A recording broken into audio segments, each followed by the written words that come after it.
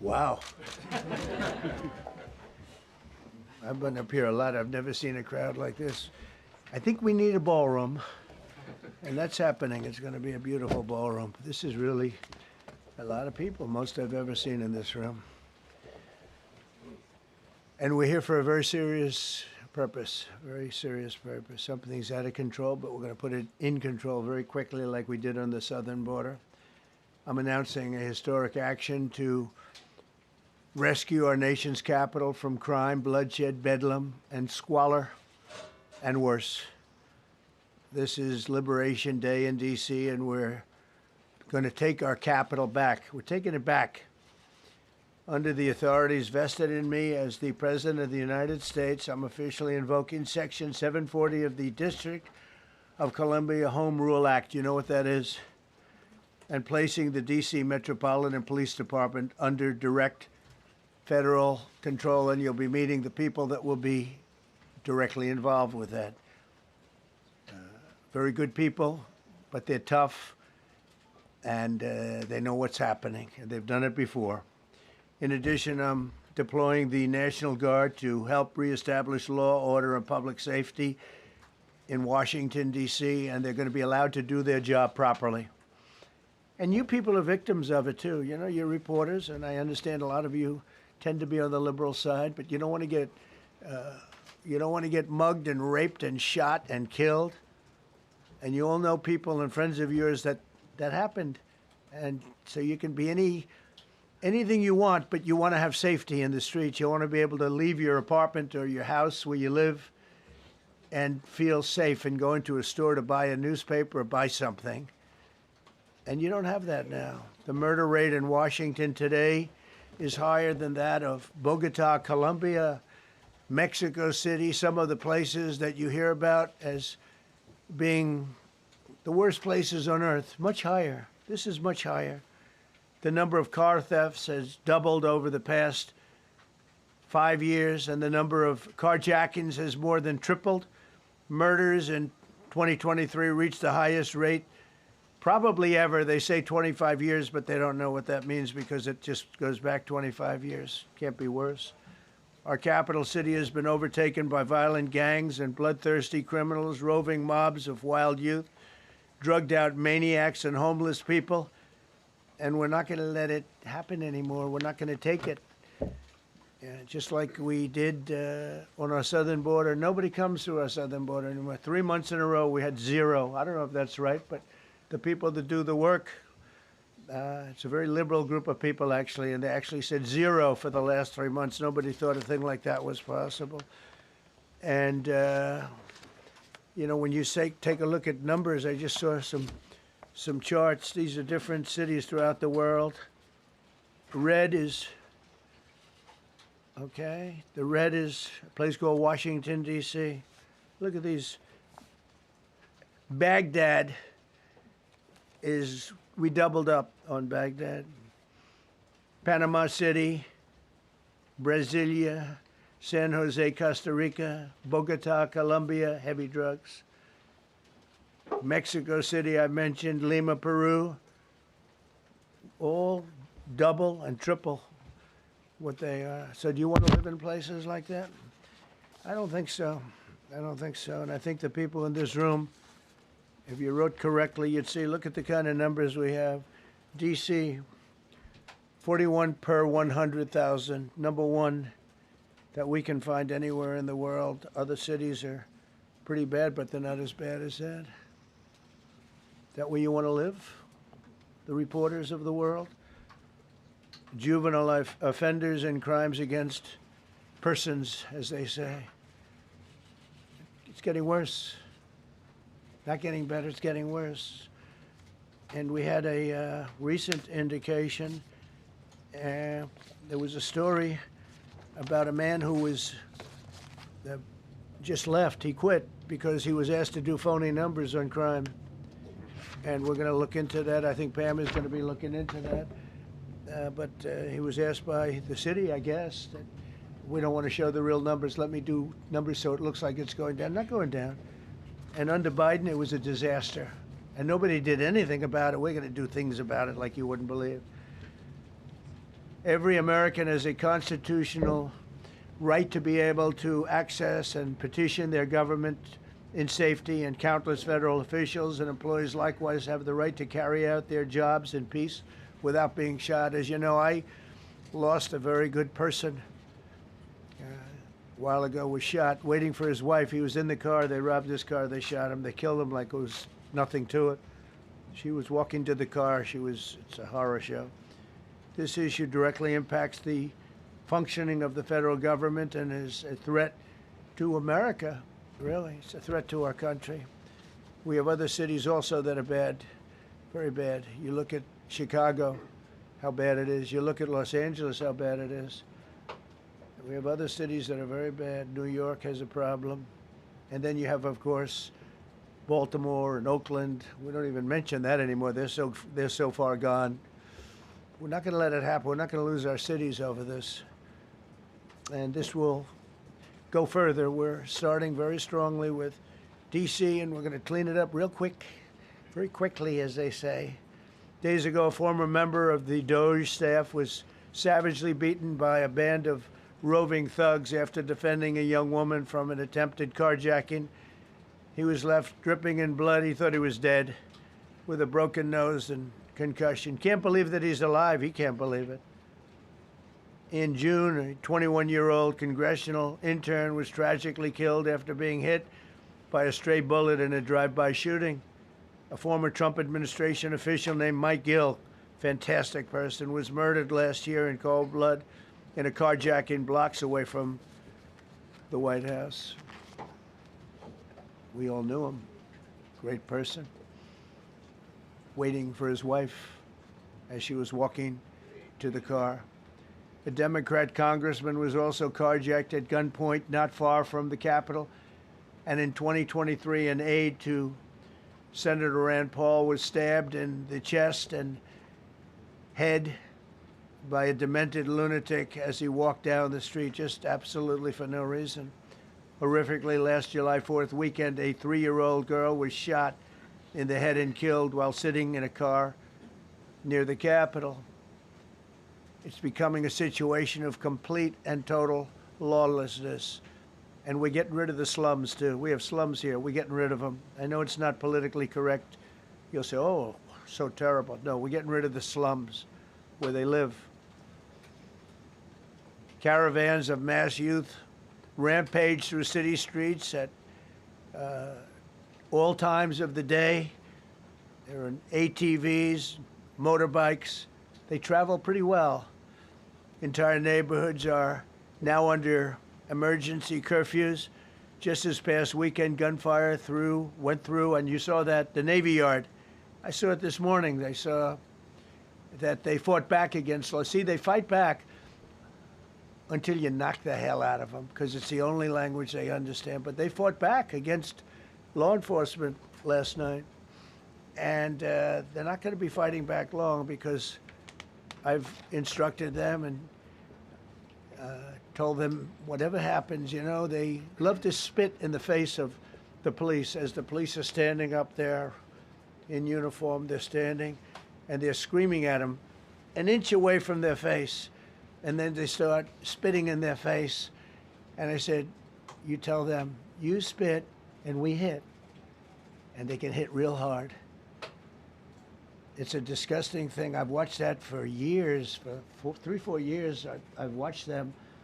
The police are standing, and they're told, don't do anything under any search. So and you can see they want to get at it. And they're standing there, and people are spitting in their face, and they're not allowed to do anything. But now they are allowed to do whatever the hell they want. This dire public safety crisis stems directly from the abject failures of the city's local leadership. The radical left city council adopted no cash bail. By the way, every place in the country where you have no cash bail is a disaster. That's what started the problem in New York, and they don't change it. They don't want to change it. That's what started it in Chicago.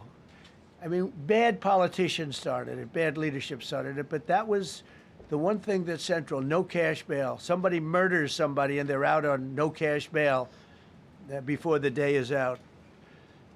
We're going to end that in Chicago, we're going to change the statute. I spoke with Pam and Todd and everybody. We're going to change the statute, and I'm going to have to get the Republicans to vote because the Democrats are weak on crime, totally weak on crime. They don't know why. They want to stop because they get mugged too. But we're going to change no cash bail. We're going to change the statute and get rid of some of the other things. And we'll count on the Republicans in Congress and Senate to vote. We have the majority, so we'll vote. We don't have a big majority, but we've gotten everything, including the great, big, beautiful bill.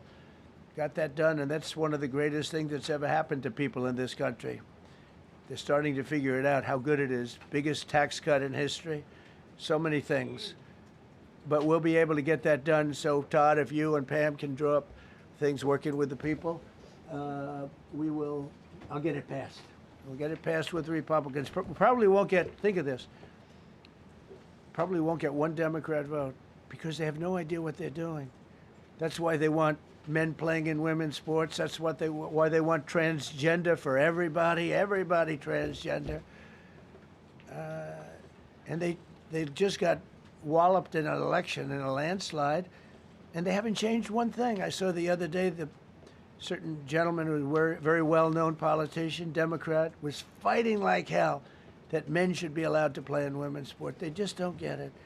They said it's an 80-20 issue, and I think it's a 97-3 issue. And I don't know who the three are. I've never heard anybody nobody's ever come up to me, sir, you have to let men play in women's sports. You have to do it, sir. Nobody's ever approached me. I don't know where this issue even comes from.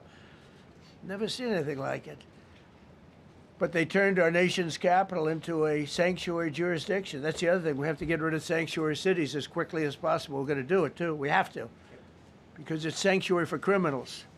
Releasing illegal alien gang members onto the streets in 2022, nearly 70% of criminals arrested in Washington went unprosecuted. That's not going to happen with the group we have standing aside and standing behind me. And at the Metropolitan Police Department, it's now reached a small number relatively compared to what it was, but it's thousands of people. You know, we have thousands of police. I was told today, sir, they want more police. I heard a number, 3,500 police. That's a lot of police. 3,500. I thought they were going to say, we only have 30 policemen or women. He said, we have 3,500. We need more. You don't need more. That's so many. I never heard. That's like an army. How could you need more than 3,000? It just happened 2 minutes ago. Sir, they've requested more police. Oh, what do they have? About 3,500. I said, 3,500? This is not a big area. It's ridiculous. What you need is rules and regulations, and you need the right people to implement them. And we have the right people here, that I can tell you. Look at the border. Biden said there's nothing you can do. Kamala was the border czar. She never called one of the Border Patrol agents who are great. ICE is great. Never spoke to anybody. Never went there. But she was the border czar. And everybody said it was impossible to fix. I fixed it in 3 months. No, really. I fixed it the first week, but really fixed it over the last couple of months. And I mean, literally to a point where, as I said, 0 illegals entering our country in the last 90 days. Pretty amazing. It's time for dramatic action. We're going to do the same thing over here. It's going to be a very safe city very soon. We're not looking to take years, because a lot of people die in years. And we've got incredible people in this country, except we have to allow them to do their job. And that we will deliver like nobody's ever delivered before. I actually think it's easy. You know, if you're competent, it's easy. If you're incompetent, it's impossible. But I'm very competent.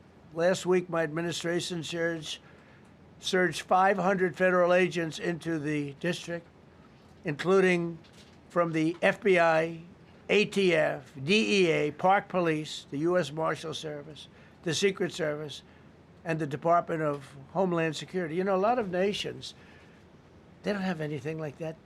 They got some police, and they're rough police. They don't have DEA, ATF, FBI, Park Police, the U.S. Marshal Service, Secret Service, Department of Homeland Security. They got some police, but they're rough police, and they do their job. They don't have crime. We're not going to have crime either. They made dozens of arrests, and that's what starts to happen. Again, cashless bail. Watch what we do with that. Today, we're formally declaring a public safety emergency. This is an emergency. This is a tragic emergency. And it's embarrassing for me to be up here. You know, I'm going to see Putin. I'm going to Russia on Friday. I don't like being up here talking about how unsafe and how dirty and disgusting this once beautiful capital was, with graffiti all over the walls. It's another part of it, by the way, because we're talking about safety, but we're also talking about beautification. We have the most beautiful, potentially, capital in the world. We always had. But people come from Iowa, they come from Indiana, they come and then they get mugged. Not going to happen. Keep coming, because by the time you get your trip set, it's going to be safe again, and it's going to be clean very quickly. We're going to replace the medians that are falling down all over the roads. We're going to replace the potholes. We're going to put a nice new coat of asphalt over the top. No, we don't have to rip the road out and spend 7 years building a new road because they cut everything. Because some designer said, well, we need a quarter of an inch more turn for safety reasons. No, we're going to do it right. We're going to get it done quickly. So today we're declaring public safety emergency in the District of Columbia, and Attorney General Pam Bondi, who's fantastic, is taking command of the Metropolitan Police Department as of this moment. And I'll be making the appropriate notifications to Congress and to the mayor, our new DEA administrator, who's one of the top in the country. He better be Terry. If you're not, I'm going to get rid of you so fast. Terry Cole. Terry, thanks. Very good. We just got him, most highly recommended person. And you'll be designated as the interim federal commissioner of the Metropolitan Police Department, okay? And you run them tough. They're good. You have a lot of good people. You have people that shouldn't be there. You also have people that shouldn't be there. They got in there because of woke. But you have a lot of great police, and those people are the ones that want to help you. This city will no longer be a sanctuary for illegal alien criminals.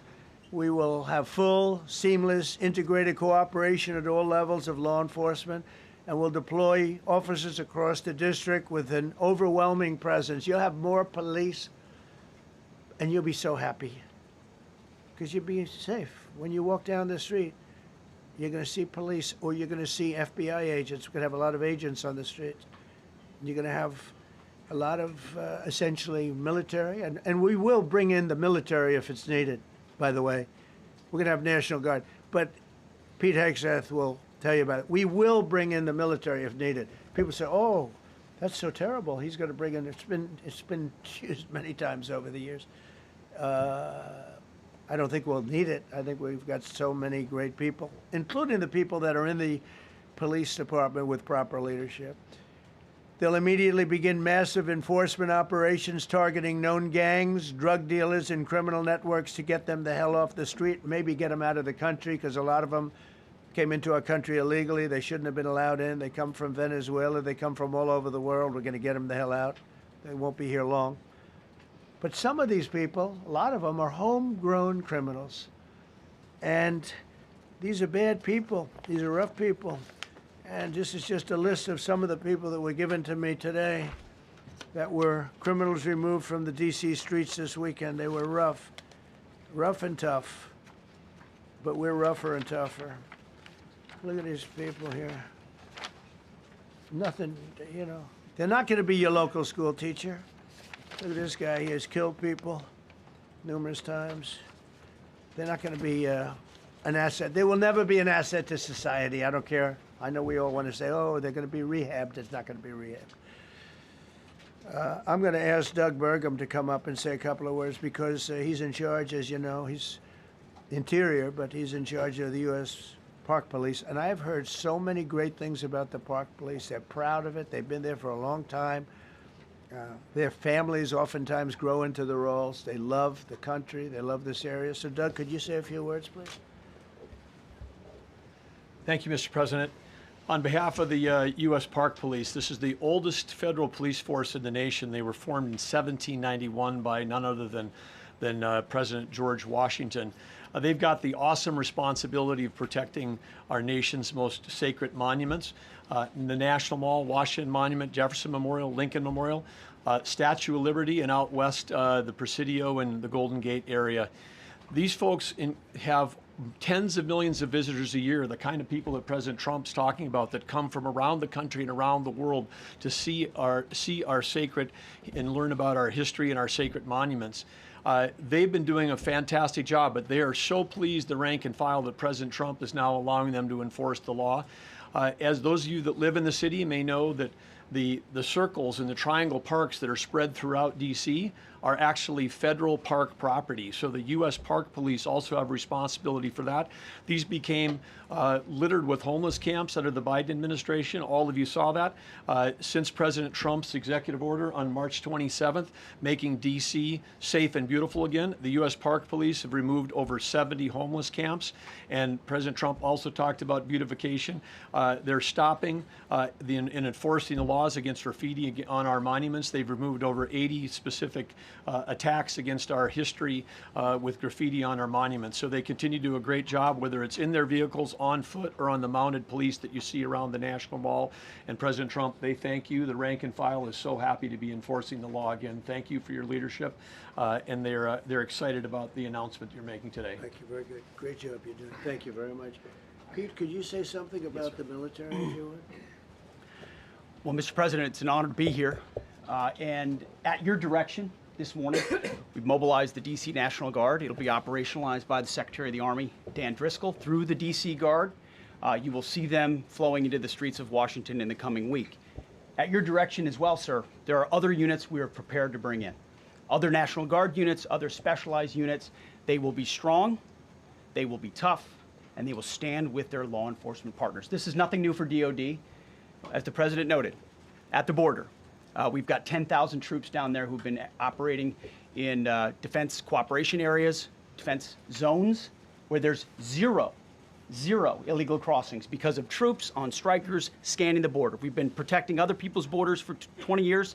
It's about time we protect our own, and we're working with ICE and CBP. In Los Angeles, we did the same thing, working with the California National Guard, working with ICE officers. ICE officers deserve to do their job and not be attacked.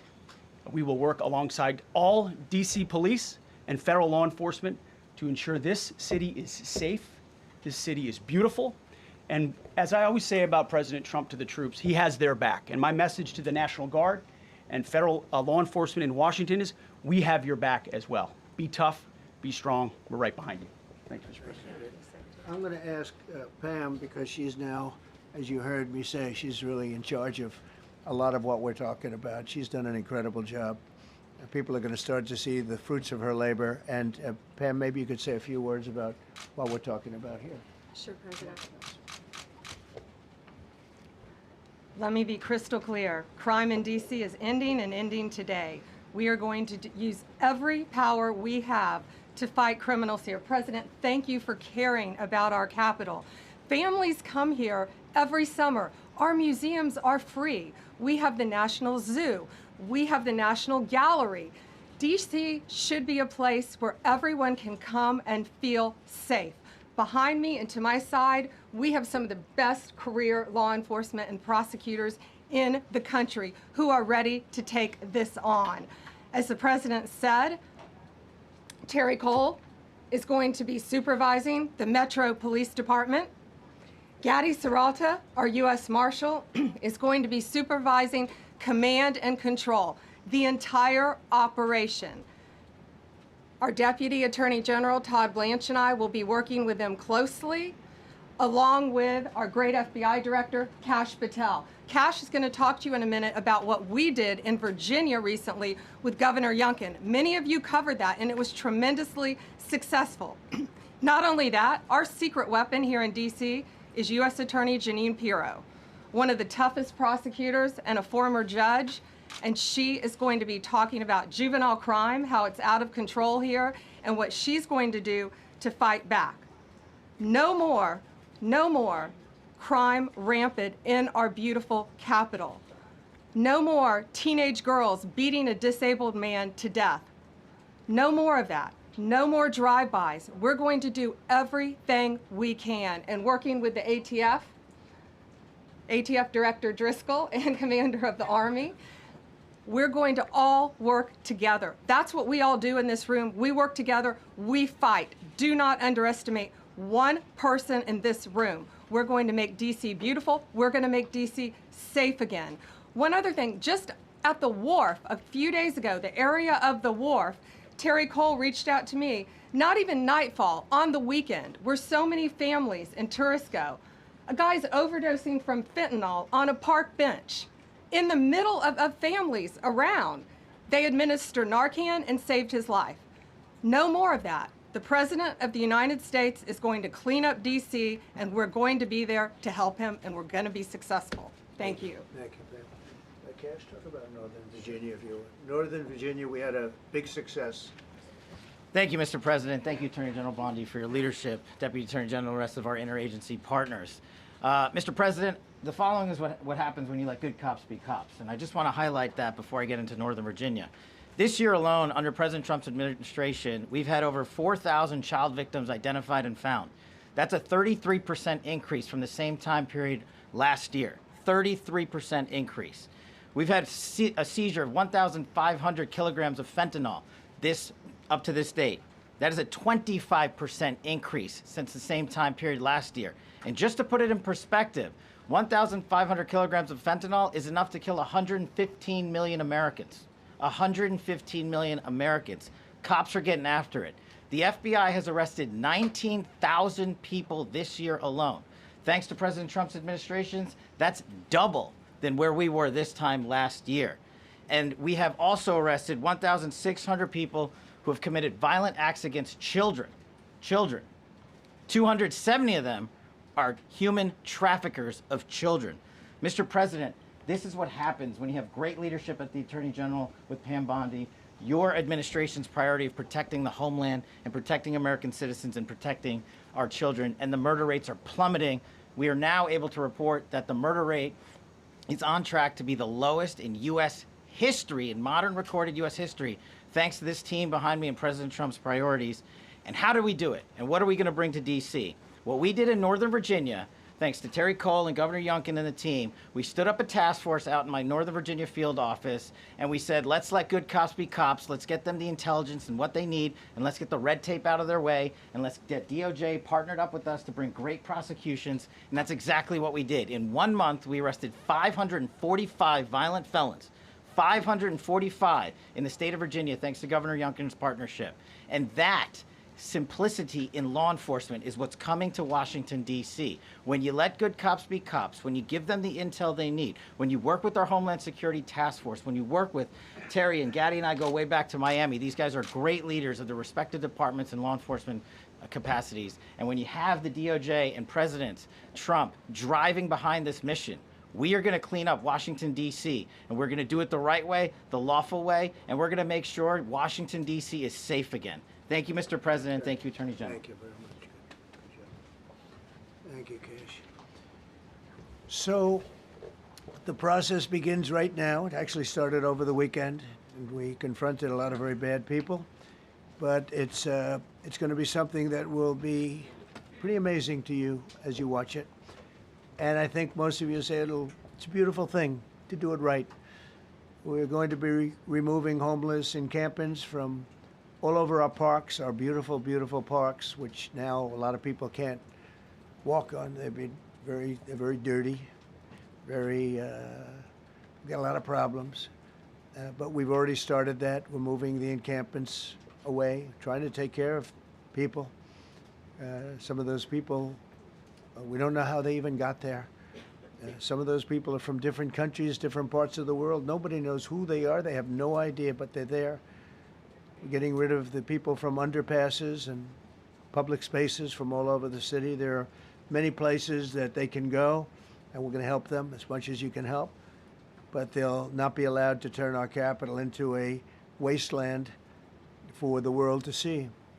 The Metropolitan Police Department and the federal authorities will be supported in the effort, a really big effort, the 800 DC National Guardsmen that we'll put on, and much more if necessary, much more. You remember I said, I offered 10,000 once. Remember I said to a certain person, person who I thought always was highly overrated, not very competent, but I said, if you need them, we'll give you 10,000 of the military or the National Guard. They turned me down. But if necessary, we're going to move service members directly to joining the Guardsmen, and that'll take place very rapidly, and that'll be done in conjunction with Pam and with Pete and everybody else. Washington, D.C. should be one of the safest, cleanest, and most beautiful cities anywhere in the world, and we're going to make it that. We're going to make it safe. We're going to make it smart. We're going to make it beautiful, so beautiful. Some of the buildings, we're going to add to it. You see what we've done at the White House. White House is a whole different building. I do that in my part-time because it's a natural instinct as a real estate person. I was very good at that, and I was very good at fixing things up. I like fixing things up. You see what's happening. The marble floors are being reinstalled, renovated, fixed. The whole place is becoming very beautiful. We're going to be adding a magnificent ballroom, most beautiful ballroom, I think, anywhere. We need it. I would have certainly loved to have had it today.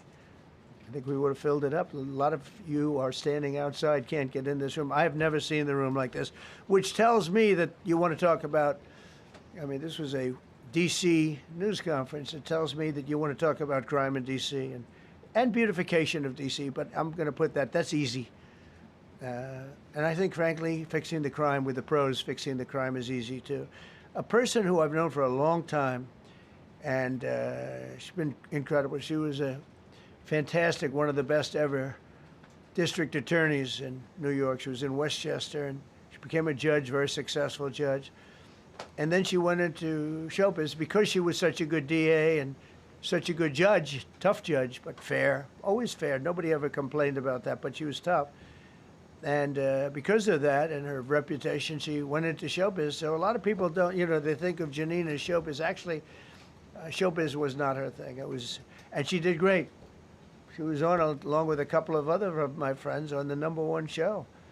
And she did great, but this is what she loves doing. This is really her baby. What she's going to do is going to be incredible.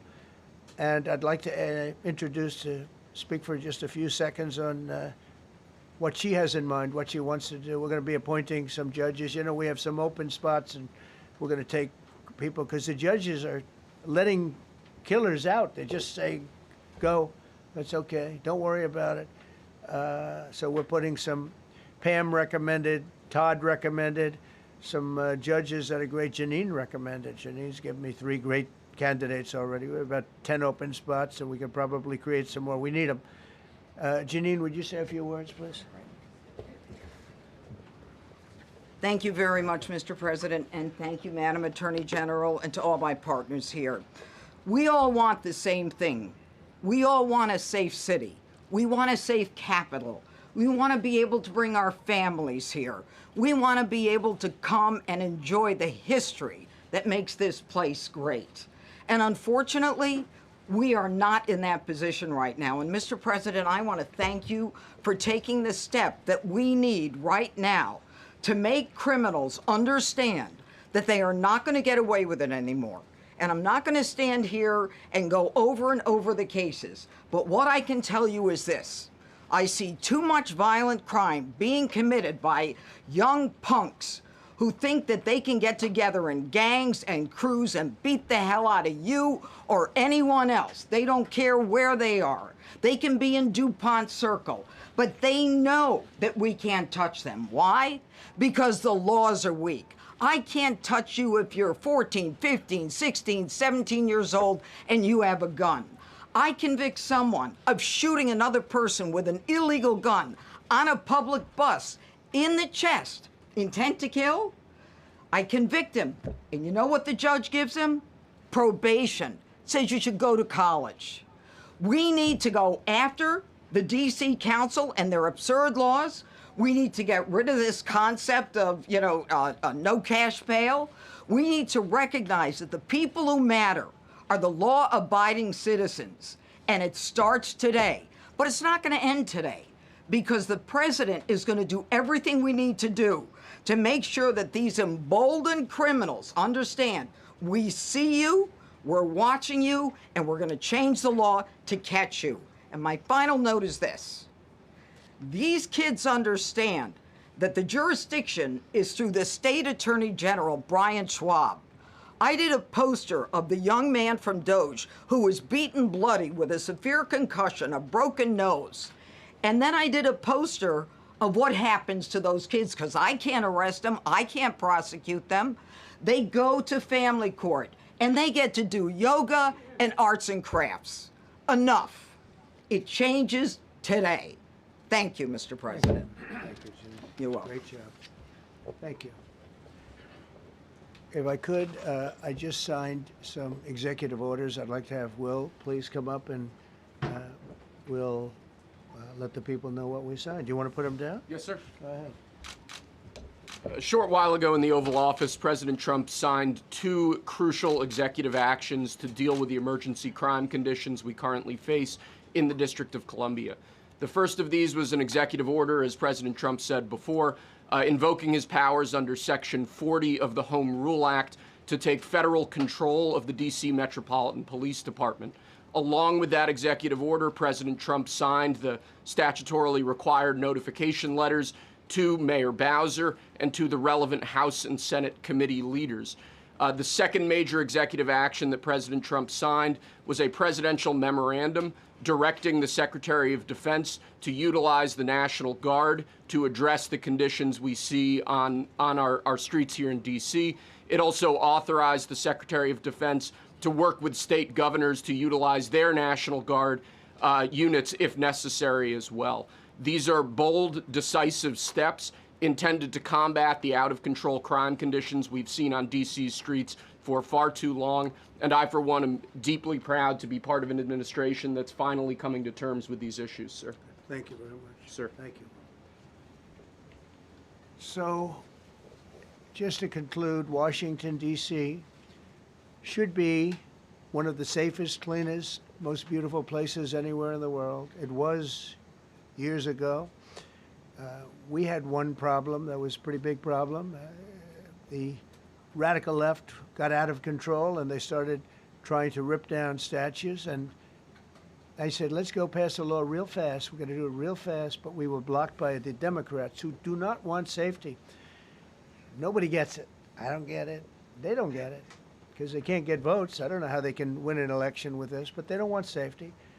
And I found an old statute, very old, early 1900s, that said if you so much as touch or even think about destroying a statue or a monument in Washington, D.C., you go to jail for 10 years with no probation, no anything. In other words, slightly different than we have today. Today we have cashless bail.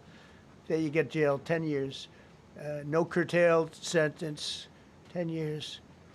And we took it out. Nobody used it. It was never used because, you know, it's harsh. And you remember they started to rip down the statue of Abraham Lincoln. I said, that's a tough one to rip down.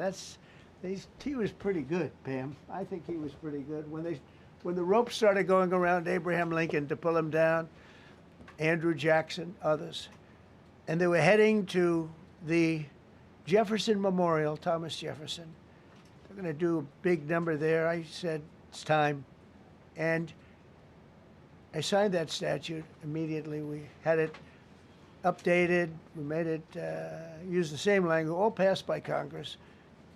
And I announced it's 10 years in jail, no probation, no anything, 10 years, no curtail sentence if you touch, so much as touch a statue in Washington, D.C. And it was an amazing sight, beautiful sight. Everybody just left.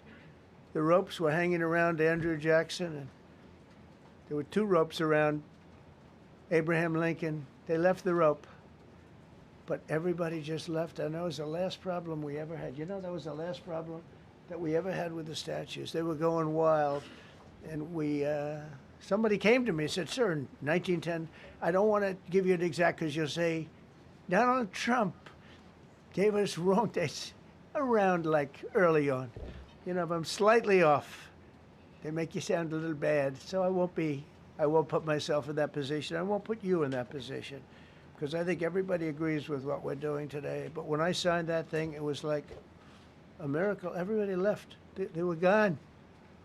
They were starting to march down. They started the march toward Thomas Jefferson.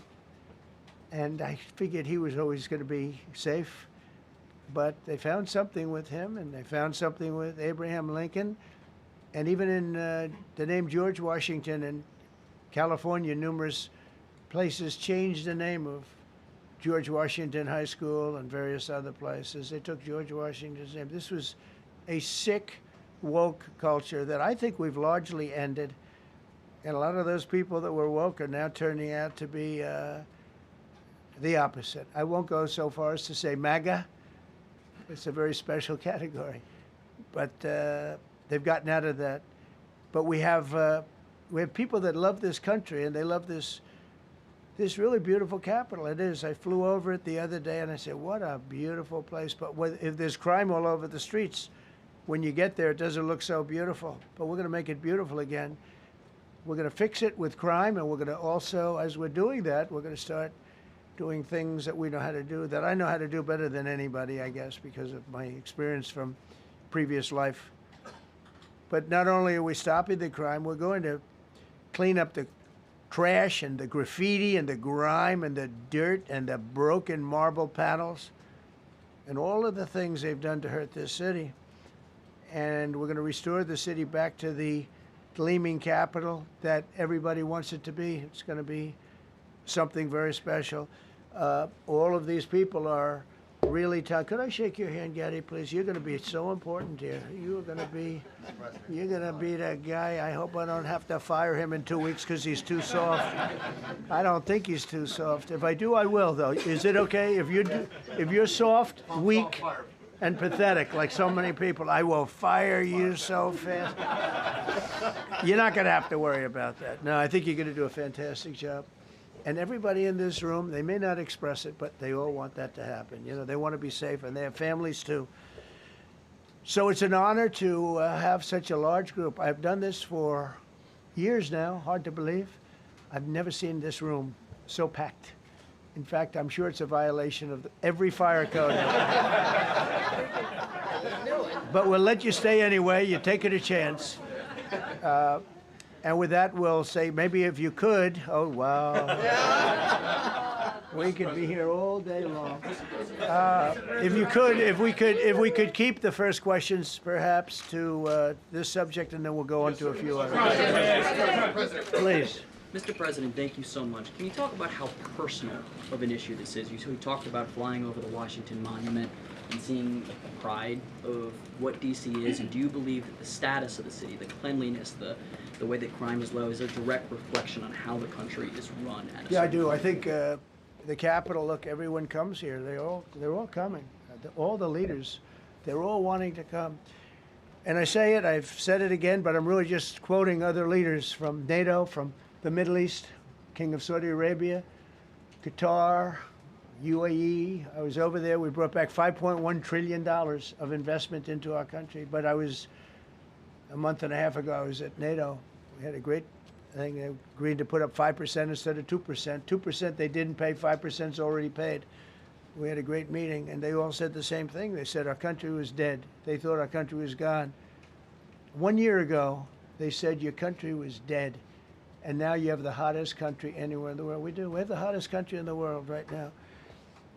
The tariffs have helped. It's given us not only the money, it's billions, trillions of dollars of money, but it gives us great power over enemies. We solved 5 wars with Pakistan and India. We just solved one.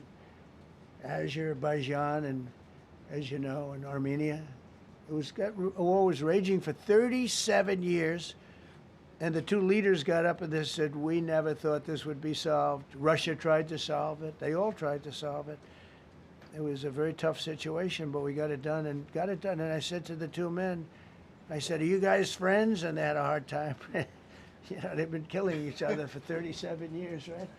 One was there 5 years, one was there for 22 years. He said, my whole life I've been fighting this war.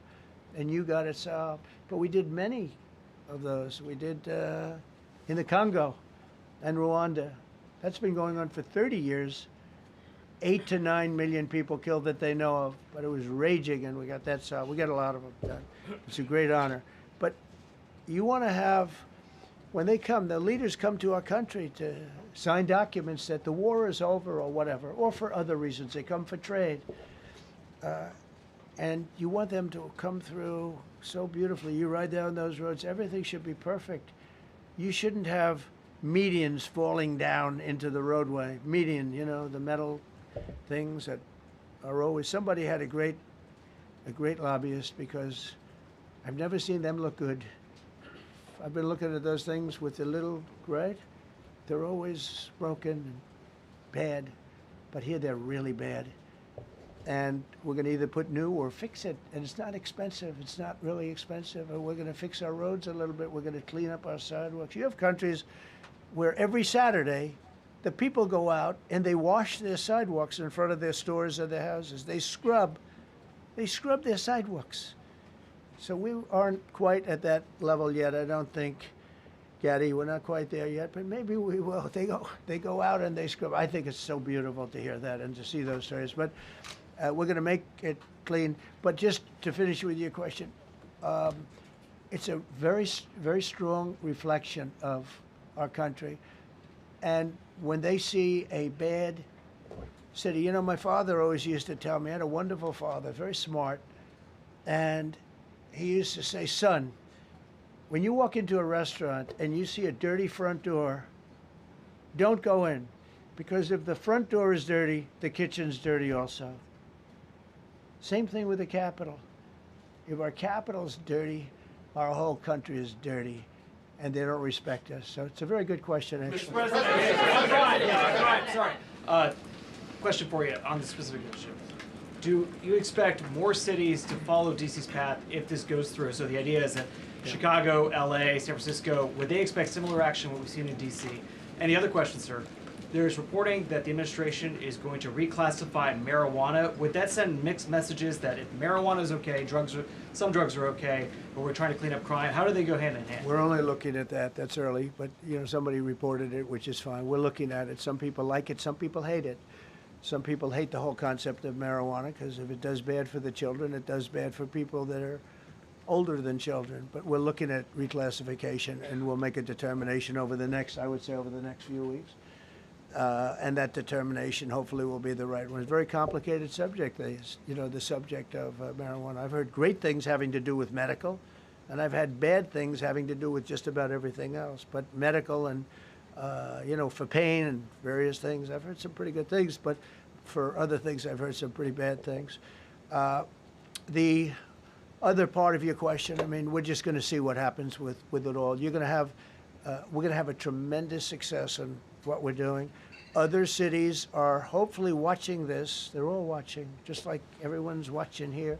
They're all watching, and maybe they'll clean up, and maybe they'll do this and get rid of the cashless bail thing and all of the things that caused the problem. I mean, if you go back, this whole thing with cashless bail is a disaster. So many problems came that we never had before. So they're watching us today, and if they don't learn their lesson, if they haven't studied us properly, because we're going to be very successful. I have zero doubt about that. It's going to be. It's a question of will it be really fast, like the border. You know, everyone said, they used to say, Biden used to say, I need legislation. I didn't get any legislation. I called up our people, and we did a great job. Tom Homan was great. As you know, our secretary did a great job. They did a great job. There's no games. They didn't play games. And we're going to have the same thing here. But then I'm going to look at New York in a little while. Let's do this. Let's do this together. Let's see. It's going to go pretty quickly. And if we need to, we're going to do the same thing in Chicago, which is a disaster. We have a mayor there who's totally incompetent. He's an incompetent man. And we have an incompetent governor there. Pritzker's an incompetent. His family threw him out of the business, and he ran for governor. And now I understand he wants to be president. but I noticed he lost a little weight, so maybe he has a chance. You know, you never know what happens. But Pritzker's a gross incompetent guy, thrown out of the family business.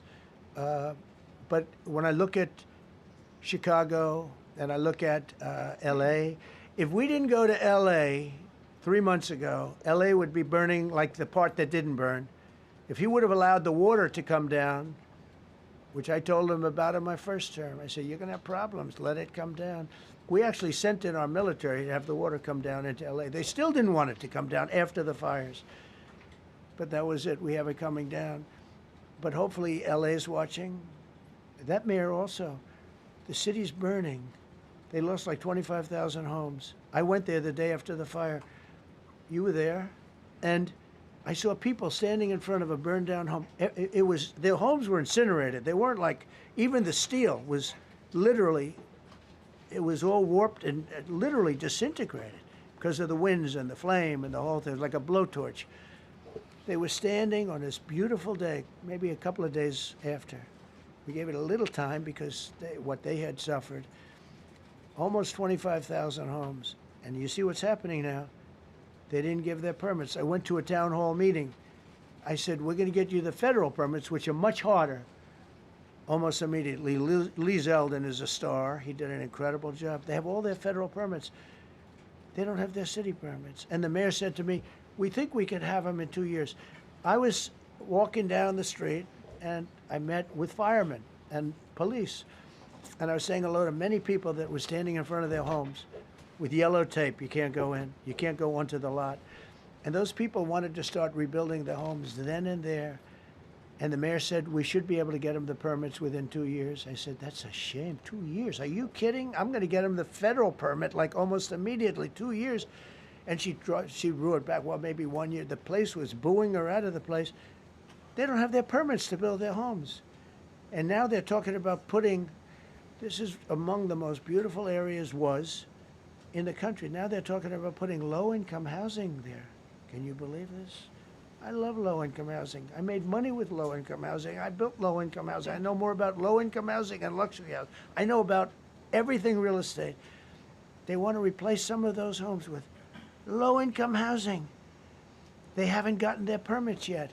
We've gotten all the federal permits, which are much tougher to get, and it was done almost immediately through Lee Zeldin and Federal Environmental.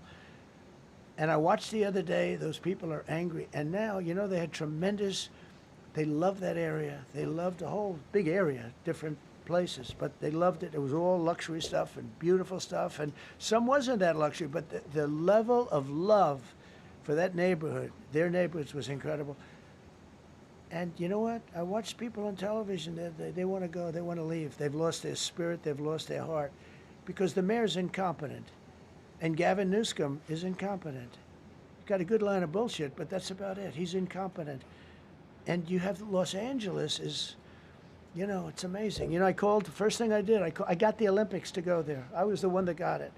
And by a rare thing that happened, I'll be the president. I was very upset because I got the Olympics there, and I said I won't be president when it comes. But bad things happened, and illegal things happened, really illegal things happened.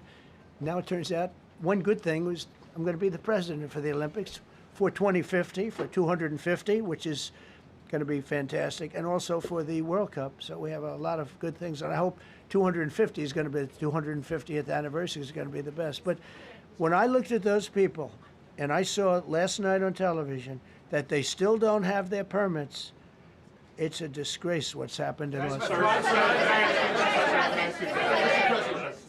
Yeah, thank you. The China tariff deadline is tonight. Do you plan to extend that?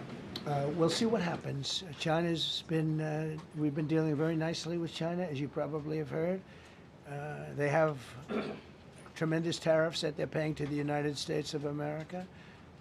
And we'll see what happens. They've been dealing quite nicely. The relationship is very good with President Xi and myself. President, you mentioned your upcoming meeting with President Putin. Can Yeah. you tell us what you hope to get out of that and whether you'll consider inviting President Zelensky to join? So you have to understand, this is a war that should have never happened. This is a war that wouldn't have happened if I were president. It would have never happened. It was the apple of his eye. I got along very well with President Putin. But if you look, under President Bush, they took a lot of territory. Under President Obama, they took a lot of territory. Under Biden, they essentially took the whole thing. You know, it's just a question of time. Under Trump, you know what they took? Nothing, nothing. I was the one that said, you can't build your pipeline. That was half built. I came in, I stopped the pipeline. It's called Nord Stream 2. Nobody knows that, you know. Nobody ever heard of Nord Stream 2. You might have not even heard it. Biggest pipeline in the world. I stopped it. I was not a friend of Russia, but I got along well with Putin. It's always good to get along with other countries if possible, but that doesn't mean you roll over like Biden did. Biden came in and he immediately approved the pipeline. I couldn't believe it. Then they say Trump wasn't tough on Russia. I wasn't tough. I was the toughest. Putin said, if you're not tough, I would hate like hell to see you. I stopped the biggest economic development job, the biggest job that Russia had ever built. I stopped it. It was dead. And this low IQ president came in and he let them build a pipeline and supply oil and gas all over Europe, you know. So this is really a feel-out meeting a little bit. And President Putin invited me to get involved. He wants to get involved. I believe he wants to get it over with. Now, I've said that a few times, and I've been disappointed because I'd have like a great call with him, and then missiles would be lobbed into Kiev or some other place, and you'd have 60 people laying on a road dying. I said, that's cold, that's cold. But it's a violent war. 5,000 to 7,000 people a week are dying. And you know, there's nobody from here. They're all Russian and Ukrainian people, and some people from the cities, much smaller number, but still, those missiles do damage and they kill a lot of people, but mostly soldiers. And they're young soldiers, although in the case of Ukraine, they're getting much older. They're drafting 60-year-olds now. It's a terrible thing to witness, and I think I have an obligation. Look, this is Joe Biden's war. This is not my war. I made a deal with NATO a month ago. You covered it very accurately, actually. We don't pay anything anymore. You know, we're not paying anything. They are buying things from us, and NATO is paying us. I got it raised from 2% of GDP to 5%. And they're paying us for everything that we send. We're not paying. But Biden approved $350 billion. Europe has spent $100 billion. The money that's been spent and the death is incredible. It's the worst thing that's happened, by far the worst that's happened since World War II. So I'm going in to speak to Vladimir Putin. And I'm going to be telling him, you got to end this war. You got to end it. And he wasn't going to mess with me. This war would have never happened. You know, we had a discussion about it one time, and we never had that discussion again. Would have never happened. And when the election was rigged, and then Biden took office, which was barely took office, the auto pen took office, bad things started happening. Bad things, stupid things were said. And it ended up in a war. And you know, and I don't believe this will happen anymore because I have that pretty well covered. This could end up in a third world war. This could have been a third world war. I don't think that's going to happen now. But I thought it was very respectful that the president of Russia is coming to our country as opposed to us going to his country or even a third-party place. But I think we'll have constructive conversations. Then after that meeting, immediately, maybe as I'm flying out, maybe as I'm leaving the room, I'll be calling the European leaders who I get along with very well. And, you know, I have a great relationship, I think, with all of them. And I get along with Zelensky, but, you know, I disagree with what he's done. Very, very severely disagree. This is a war that should have never happened, wouldn't have happened. But I'll be speaking to Zelensky. The next meeting will be with Zelensky and Putin, or Zelensky and Putin and me. I'll be there if they need. But I want to have a meeting set up between the two leaders. I was a little bothered by the fact that Zelensky was saying, well, I have to get constitutional approval. I mean, he's got approval to go into war and kill everybody, but he needs approval to do a land swap because there'll be some land swapping going on. I know that through Russia and through conversations with everybody to the good, for the good of Ukraine. Good stuff, not bad stuff. Also, some bad stuff for both. So there's good and there's bad. But it's very complex because you have lines that are very uneven, and there'll be some swapping, there'll be some changes in land, and the word that they will use is, they make changes. We're going to change the lines, the battle lines. Russia's occupied a big portion of Ukraine. They've occupied some very prime territory. We're going to try and get some of that territory back for Ukraine. But they've taken some very prime territory. They've taken largely ocean, in real estate we call it oceanfront property. That's always the most valuable property. If you're in a lake, a river, or an ocean, it's always the best property. Well, Ukraine, a lot of people don't know that Ukraine was largely 1,000 miles of ocean. That's gone. Other than one small area, Odessa, it's a small area. There's just a little bit of water left.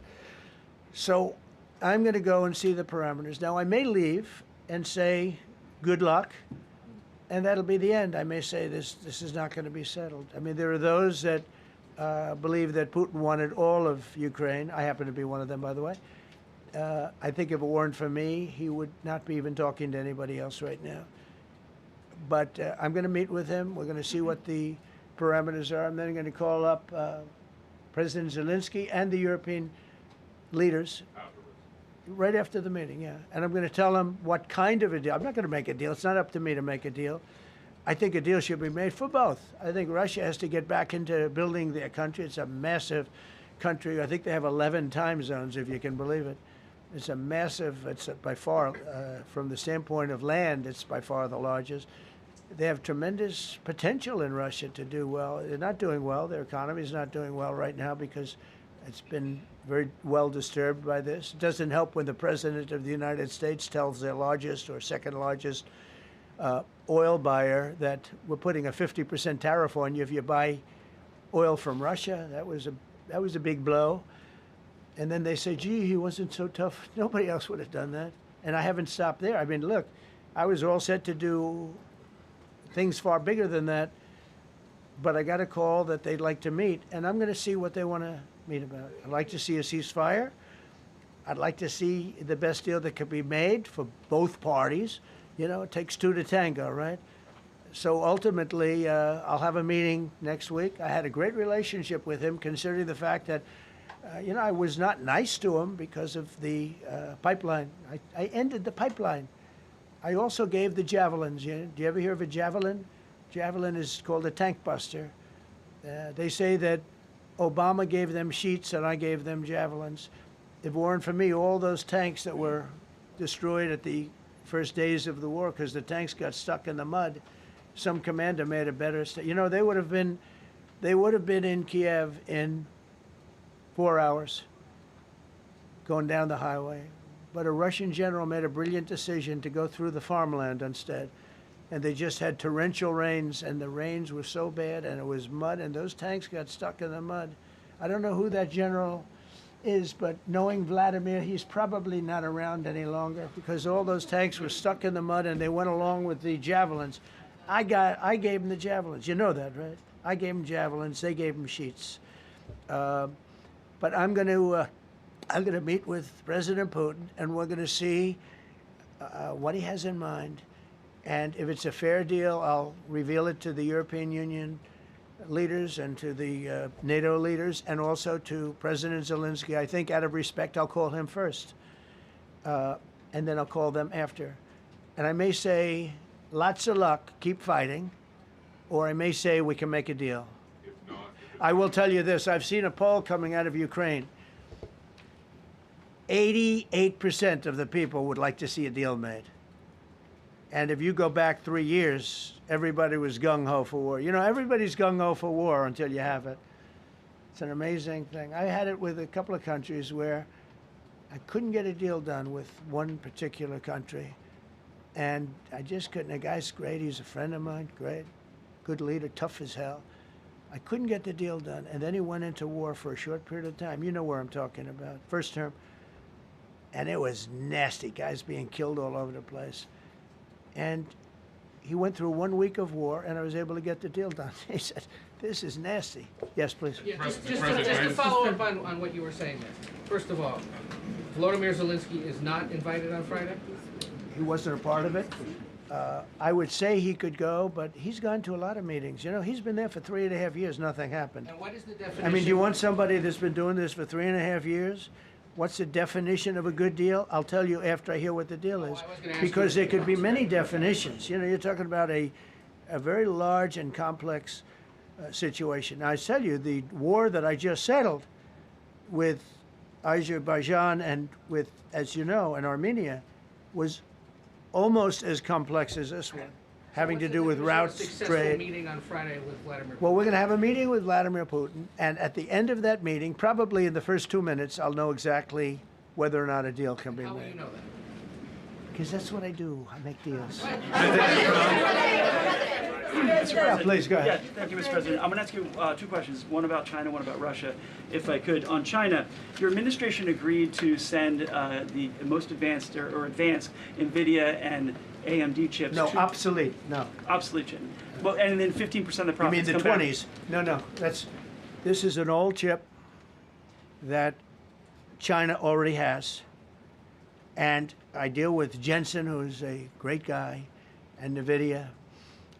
The chip that we're talking about, the H20, it's an old chip. China already has it in a different form, different name, but they have it. Or they have a combination of two will make up for it and even then some. Now Jensen's a very brilliant guy, and Jensen also has a new chip, the Blackwell. Do you know what the Blackwell is? The Blackwell is super duper advanced. I wouldn't make a deal with that, although it's possible I'd make a deal, a somewhat enhanced in a negative way Blackwell. In other words, take 30% to 50% off of it. But that's the latest and the greatest in the world. Nobody has it. They won't have it for 5 years. But the H20 is obsolete. You know, it's one of those things. But it still has a market.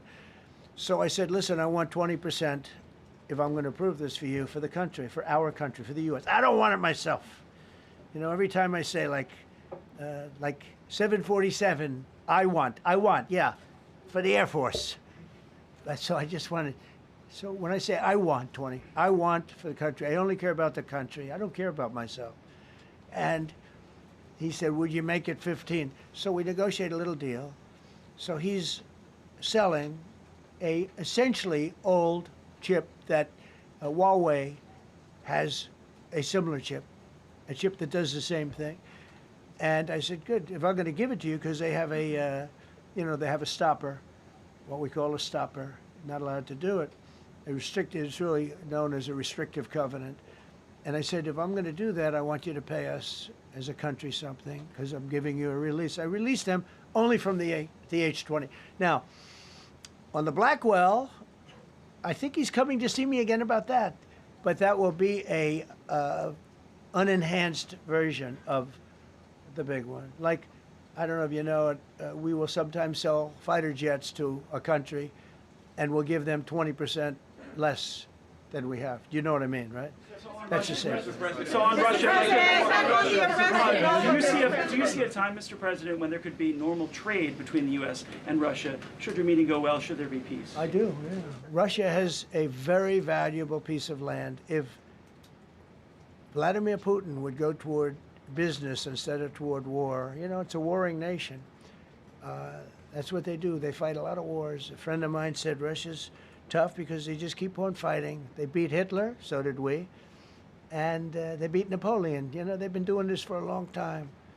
I asked a question to a very, very smart man that some people like and some people don't like. Viktor Orban, right? From Hungary, the head of Hungary. And he's in that same area and knows the two countries very well. I said, this was before Biden didn't do anything to get us out of it. He could have gotten us out of that. It would have never happened. I said, so can Russia be beaten by Ukraine? He looked at me like, what a stupid question. He said, Russia's a massive country, and they win their country, and they win their life through wars. They fight wars. That's what they do. He said, China beats you with trade. Russia beats you with war. That was a very interesting statement. China's not beating us with trade, not when I'm in charge. But they were beating Biden with trade, but they never beat us with trade. Don't forget, China had to pay $400 billion worth of tariffs when I was last time. That was last time. And if we didn't have COVID, all of this stuff we would be loaded. We're finding hundreds of billions of dollars of cash is pouring into our country now because of tariffs. And all we're doing is we're doing what they do to us. It's so beautiful to see it. They found last month, as you saw, $25 billion of excess cash flow. They're saying, where did it come from? I said, I'll tell you where it came from. It came from a place called tariffs, and we're doing very well. We're really doing well. But I expect to have a meeting with Putin that I think it'll be good, but it might be bad. And I'm here for one reason, to get rid of a war that somebody else started. Should have never happened. And if I could end it, great. Complex war, a lot of bad blood, But Zelensky's been there for 3.5 years. So if you put him in a room, now I will say this, ultimately I'm going to put the two of them in a room. I'll be there or won't be there, and I think it'll get solved. Yeah, please be. Thank you, Mr. President. Excuse me, I'm going to suggest, because do you have any other questions on DC? Because I don't want them to be. Wait.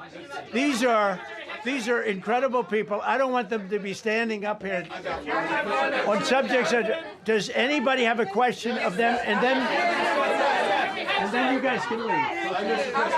Okay, a question, Brian, go ahead. Thank you, Mr. President. All right.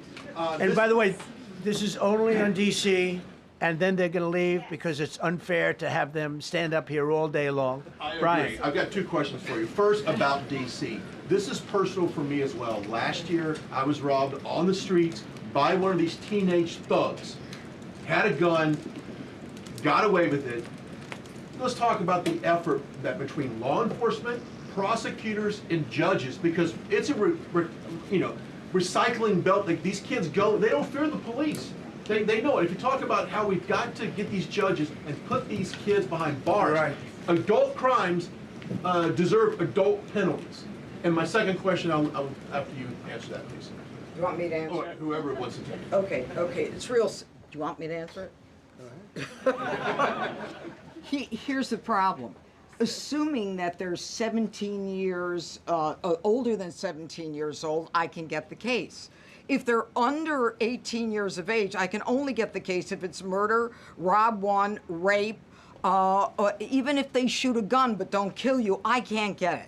So the law has to be changed. As the president said, cashless bail. That has to be changed. All right, then, even assuming I get the case, I get jurisdiction, I get a conviction, the DC Council has given the judges the ability to give probation on shootings. And so then it's up to them. All of these things, the Youth Rehabilitation Incarceration Reduction Act, and now they want to seal records. So if we work hard, we get a conviction, they want to wipe it out. So that needs all to be changed. Okay, Mr. Question. Pam, would you answer that also? Yeah, and just back to that topic. Let's be clear, though. We're going to charge them, and we're going to track every single thing they do throughout every step of the court process and report back to you and let all of you know what's happening to them. Because the people who are prosecuting them, the judges who are trying them, they also need to be held accountable. Mr. President, you also made a comment. You made a comment in your walk out here. This is the most people we've ever seen in this briefing. I've never seen ever, right? I've never seen any. Where's Caroline? Where's my superstar? Caroline. Is Caroline in the back? Where's Caroline? Come here, Caroline. Come here, Caroline. Come here. Is she doing a good job, by the way? Come here, Caroline. Is this the largest crowd that you've ever seen? This is definitely the most packed briefing, and I think all of you would agree. I think it's why we need to build a ballroom. Mr. President, I have a better idea. All right, Brian, go ahead. My question is this. You're building the big, beautiful ballroom. Yeah. Could we build a big, beautiful briefing room, updated technology, more seats? I don't want to do that. I don't want you to be comfortable. So no, I don't want to make life comfortable. So Let's just do this. Let's do this. It's going to be a big thing. We're going to Russia. That's going to be a big deal. What happens, happens. I'll let you know what happens. You'll be the first to know. I'll be calling the European leaders. I'm going with totally. I mean, we have a lot of talks. They're great people. They're great leaders, actually, and they want to get back. Honestly, as one of them said, I've OD'd on trying to settle Ukraine. They've OD'd, meaning they've overdosed on the settlement of Ukraine. Not a nice expression, but boy, is it accurate. They're tired of it. They want to get back to spending money on their countries. You know, Biden gave them $350 billion. Europe gave $100 billion. It should be much more than that. Shouldn't have been that kind of, they should have had equalization, but they didn't. But you know what? Still a lot of money. They want to get back to building their own countries. They really want it resolved.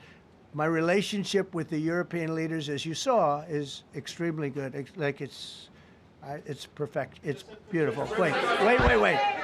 And we're going to try. I'll be in touch with them. I have 5 of them call me. You think it's easy? There are a lot of European leaders, but they rely on me. Very much rely on me. If it wasn't for me, this thing would never get solved until the last person breathing is dead. Would you talk to them before? Mr. President. Yeah, I did. I'm talking to him right now. President. So I'm talking to the European leaders. I'll be talking to President Zelensky. I'm going to get everybody's ideas. I go into that thing fully loaded right up there, and we're going to see what happens. Now, I think one of 2 things is going to happen. It's going to be a good meeting, and we'll go a step further. We'll get it done. I'd like to see a ceasefire very, very quickly. Very quick. I'd like to see it immediately, but I'd like to see it very quickly. And we're going to be dealing with the European leaders, and we're going to be dealing with President Zelensky, and hopefully we're going to have a great success. As far as this, what we did today, and I think you were here for D.C. more so than even Russia, because Russia will be, you know, we have a couple of days to go. But the Russia is going to be very interesting. But to me, what is very exciting, and we're going to take back our capital. We're going to make it beautiful again, but we're going to make it, more importantly, safe again. It's going to be so safe. It's going to be a model. And then we'll look at other cities also. But other cities are studying what we're doing. And you have some capable people in other cities. They can do it too. But we have a great group of professionals. We're going to have a safe, beautiful capital, and it's going to happen very quickly. Thank you all. Thank you all very much. Should the Justice Department appeal the Epstein decision today, Mr. President? How long will the takeover of DC police last? We'll see you guys tomorrow. We'll have another briefing. We'll see the National Guard on their streets. All of them. Will we get more prisons out of this, sir?